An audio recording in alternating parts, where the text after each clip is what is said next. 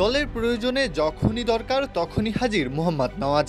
নিজেকে যেন দলের উদ্ধারকর্তা রূপে আবিষ্কার করেছেন তিনি। একটা সময় পাকিস্তানের জন্য 200 রান ছোঁয়াটা যেখানে কষ্টসাধ্য মনে হচ্ছিল, নওয়াজের সুবাদে তা গিয়ে দাঁড়ালো 269-এ। শুরুতে টস জিতে ব্যাটিং নিয়ে বেশ বিপাকেই পড়েছিল স্বাগতিকরা। রানের খাতা খোলার আগে ফিরে যান ফখর জামান। বাবর আজমের ব্যাটিং ব্যর্থতা তো এখন রোজকার ঘটনা, আজও তার ব্যত্যয় ঘটল না। আগের ম্যাচে 50 পাওয়া মোহাম্মদ রিজওয়ানও দলের হাল ধরতে পারলেন না। তবে সাইম আয়ুব ভরসা হয়েছিলেন তখনও, সাথে ইনিংস মেরামতের কাজে যোগ দেন সালমান আলী আঘা। 50-র পর সাইম ফিরে যান। হুসাইন তালাতো কিছুক্ষণের মধ্যে একই পথের পথিক হন। 131 রানে 5 উইকেট হারিয়ে ফেলা পাকিস্তানকে উদ্ধার করতে আসেন নওয়াজ। সালমানের সাথে গড়ে তোলেন 59 রানের জুটি। শুধু তাই নয়, রানের চাকার গতিও বাড়িয়ে দেন তিনি।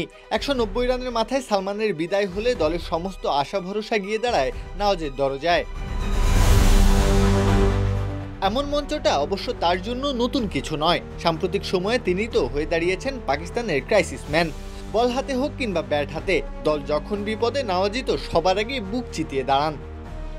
তাই তো সমস্ত ভার নিজের কাঁধে তুলে রান ঘোড়া ছোটালেন। শেষ 9 ওভারে স্কোরবোর্ডে এনে দিলেন 73 রান। যখন সাজঘরে ফিরছেন, নামের পাশে 59 বলে 59 রানের এক অনবদ্য নক। ভগ্নস্তূপে পড়া স্কোরবোর্ডে ফিরিয়ে দিলেন সতেজতা। 4-6 আর 3-4 দিয়ে সাজানো ইনিংস খেলে পাকিস্তানকে এনে দিলেন লড়াই করার জন্য যথেষ্ট পুঁজি।